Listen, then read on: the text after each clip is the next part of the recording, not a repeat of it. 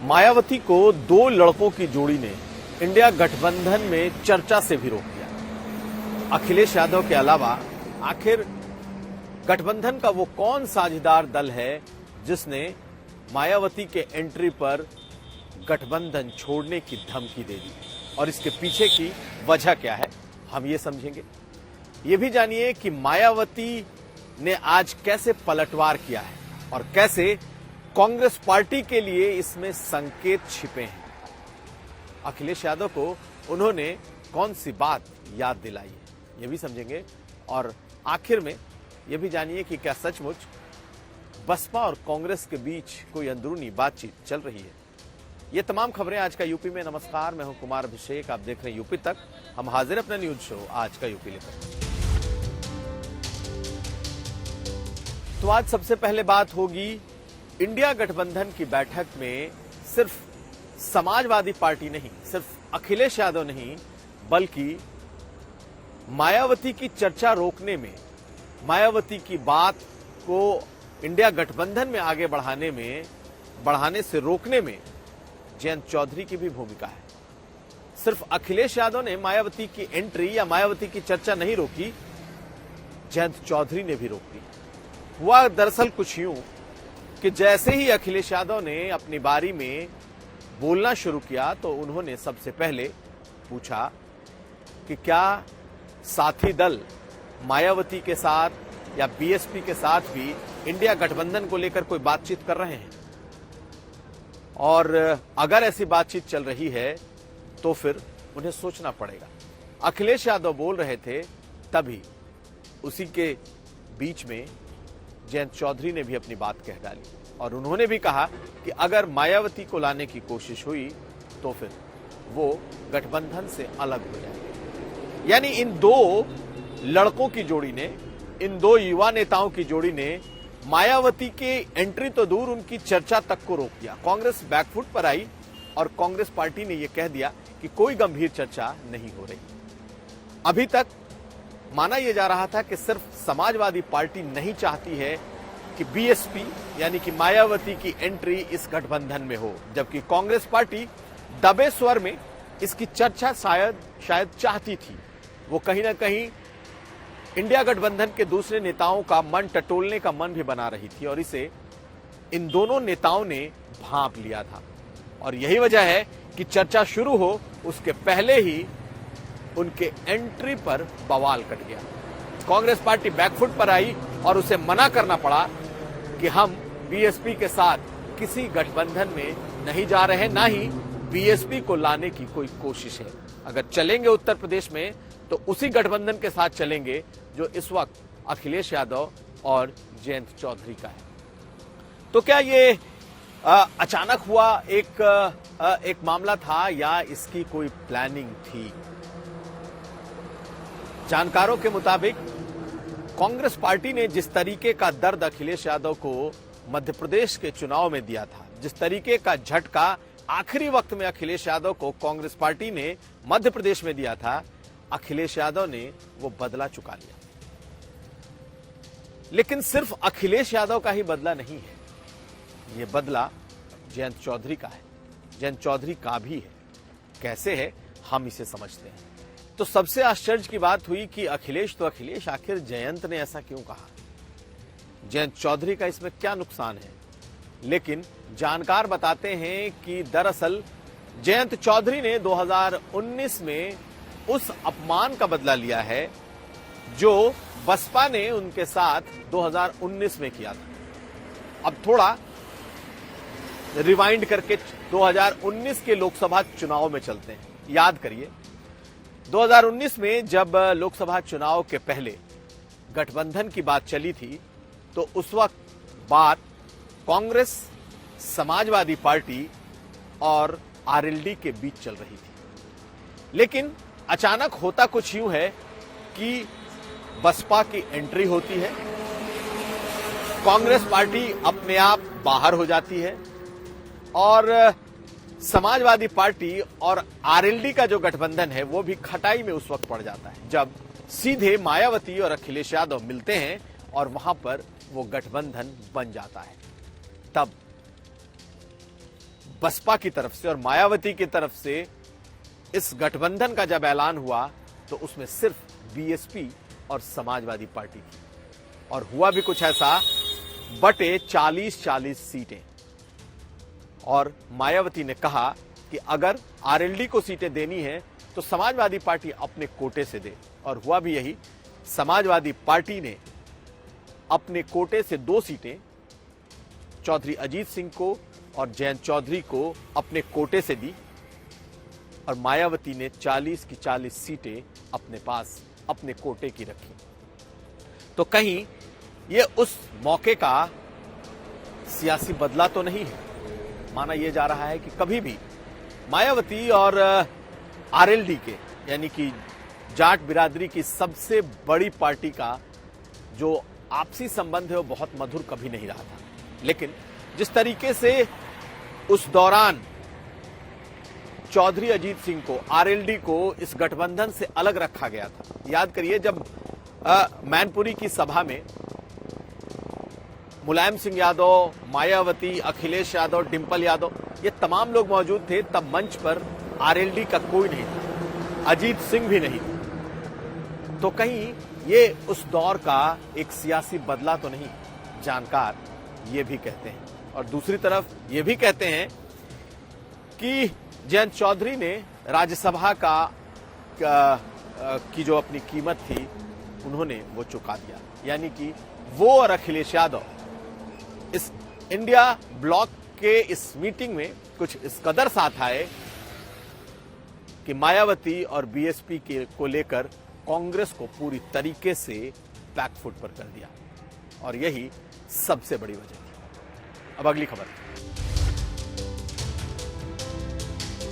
India alliance की बैठक में जब मायावती का नाम आया और उनको अलग थलग करने या फिर उनसे दूरी बनाए रखने की बात तय हो गई तो आज मायावती ने भी पलटवार किया। हालांकि उसके पहले उनके भतीजे आकाश आनंद ने एक्स पर एक लंबा चौड़ा पोस्ट लिखा जरूर था, लेकिन आज मायावती की बारी थी और मायावती ने बाकायदा प्रेस से बात करके ये कहा कि जिस गठबंधन में उनकी पार्टी है ही नहीं, उस गठबंधन में उनकी पार्टी की चर्चा की और इस तरीके की चर्चा करना बेहद ही गलत है। तो मायावती ने एक संदेश तो इंडिया गठबंधन के नेताओं और दलों को दे दिया, लेकिन उन्होंने एक संदेश सबों के साथ साथ समाजवादी पार्टी को भी दिया और यह भी कहा कि पॉलिटिकल पार्टियों में कब किसे किसकी जरूरत पड़ जाए कोई नहीं जानता, कम से कम समाजवादी पार्टी इसे तो बेहतर समझती है, बेहतर तरीके से समझती है। और तब मायावती ने 2019 की याद दिला दी।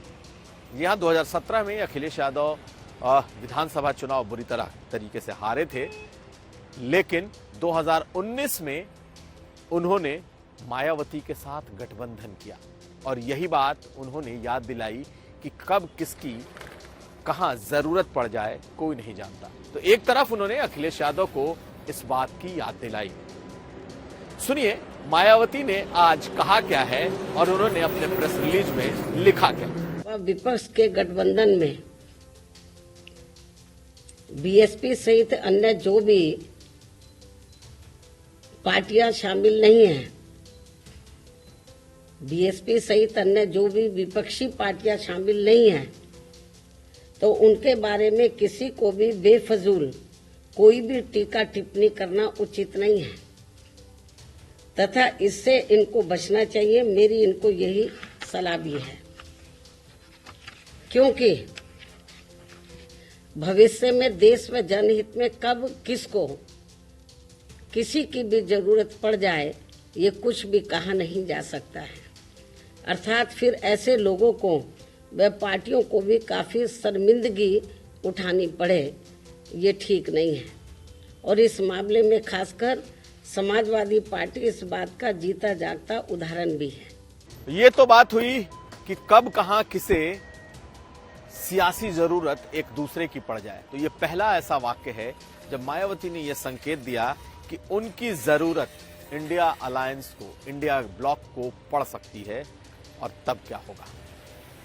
यानी कि पहली बार मायावती थोड़ी सॉफ्ट नजर आई, और वो सॉफ्ट नजर आई कि उनकी जरूरत इंडिया ब्लॉक को, इंडिया अलायंस को हो सकती है और तब वो साथ देने को तैयार है। यानी कि अभी तक जो मायावती लगातार ये बात कहती रही हैं कि वो किसी गठबंधन में नहीं जाएंगी, लेकिन 5 राज्यों के चुनाव के बाद जो उन्होंने अपना टोन डाउन किया है, अब जिस तरीके से वो पिछले कुछ समय से बिल्कुल अकेले लड़ने की बात नहीं कर रही हैं, तो आज उन्होंने वो लाइन भी कह दी कि कब कहां किसे किस सियासी पार्टी की जरूरत पड़ जाए कोई नहीं कह सकता। यानी कि उनकी जरूरत कहां पड़ जाए ये कोई नहीं जानता। तो एक तरीके से मायावती ने अपना सॉफ्ट स्टैंड रखा है कि आने वाले वक्त में वो किसी भी गठबंधन का हिस्सा हो सकती है। किसी भी गठबंधन का मतलब बीजेपी नहीं, गठबंधन का मतलब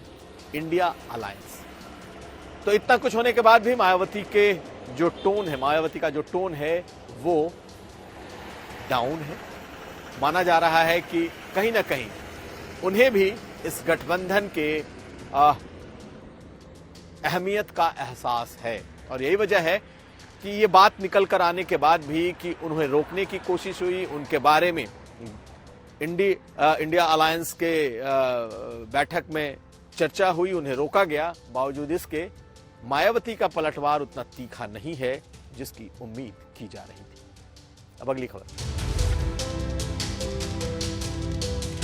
तो महिला पहलवानों का आरोप झेल रहे ब्रजभूषण शरण सिंह को बेशक अभी अदालत से कोई बहुत बड़ी राहत न मिली हो, लेकिन पहलवानों के इस संघ पर एक बार फिर उन्होंने परोक्ष तौर पर कब्जा कर लिया है। यानी कि पहलवानों का जो संघ है, मतलब कुश्ती संघ पर एक बार फिर से ब्रजभूषण शरण सिंह का कब्जा, इसलिए क्योंकि उनका ही आदमी संजय सिंह इस पद पर आसीन हो चुका है। आज कुश्ती संघ के अध्यक्ष का चुनाव था और 48 में से 40 वोट ब्रजभूषण शरण सिंह के गुट के संजय सिंह को मिला, और संजय सिंह की जीत के साथ ही उत्साह से लबरेज ब्रजभूषण शरण सिंह ने क्या कहा।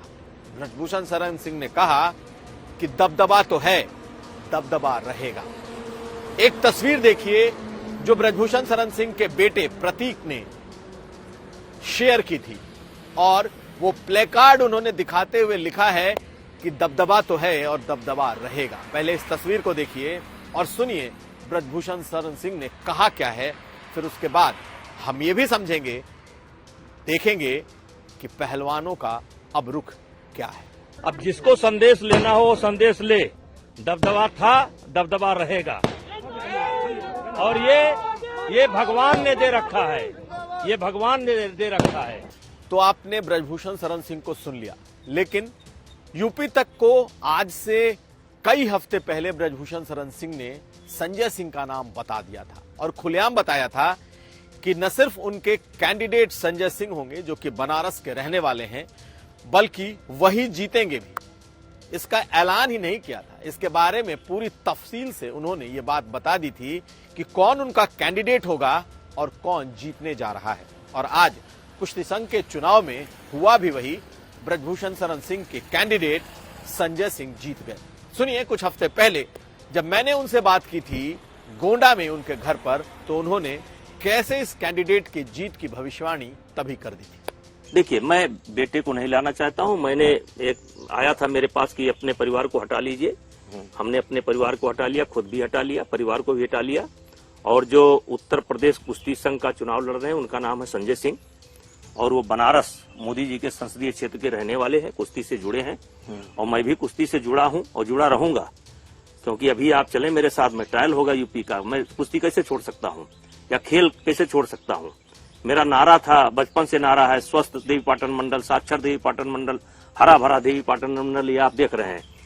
तो लेकिन वो जब भी चुनाव होगा संजय सिंह ही चुनाव जीतेंगे। तो आपके कैंडिडेट संजय सिंह होंगे? हमारे कैंडिडेट संजय सिंह हैं, और जब भी चुनाव होगा संजय सिंह ही जीतेंगे। तो एक तरफ ब्रजभूषण शरण सिंह के कैंप में खुशी की लहर है, दूसरी तरफ महिला पहलवानों का मोराल, मनोबल टूटता जा रहा है। साक्षी मलिक ने आज प्रेस कॉन्फ्रेंस करके अपने रिटायरमेंट का ऐलान कर दिया। अपना बूट यानी कि अपने शूज, अपने जूते को उन्होंने अपने कंधे पर टांग लिया। प्रेस कॉन्फ्रेंस में वो बूट उन्होंने दिखा दिया कि अब इस घटना से क्षुब्ध होकर के, यानी कि जिस पर इतने गंभीर आरोप उन्होंने लगाए, पहलवानों ने लगाए, उनका कुछ नहीं बिगड़ा और एक बार फिर वही शख्स दोबारा मजबूत होकर उभरा। ऐसे में इस कुश्ती संघ में रहना अब बेमानी है और यही वजह है कि उन्होंने आज कुश्ती को अलविदा कह दिया। सुनिए साक्षी मलिक को। हम तो 40 दिन सोए रोड पे, लेकिन मैं सभी तमाम देशवासी जो भी हमारे प्रोटेस्ट में आए, दूर दूर से आए, बूढ़ी महिलाएं आई, बहुत सारे लोग ऐसे आए जिनके पास खाने कमाने के लिए नहीं है, फिर भी हमें सपोर्ट करने आए। हम नहीं जीत पाए पर आप लोगों का बहुत बहुत धन्यवाद। और एक बात और कहना चाहूँगी कि लड़ाई लड़ी, पूरे दिल से लड़ी, लेकिन अगर प्रेसिडेंट बृजभूषण जैसे आदमी जैसा ही रहता है, उसका बिल्कुल सहयोगी है, उसका बिजनेस पार्टनर है, वो अगर इस फेडरेशन में रहेगा तो मैं अपनी कुश्ती को त्यागती हूँ और मैं आज के बाद कभी भी आपको वहाँ नहीं दिखूंगा। तो बस सभी देशवासियों को धन्यवाद जिन्होंने आज तक इतना मेरा सपोर्ट किया और मुझे इस मुकाम तक पहुंचाया। धन्यवाद। तो ये था आज का यूपी। हम कल फिर हाजिर होंगे, तब तक आप देखते रहिए यूपी तक।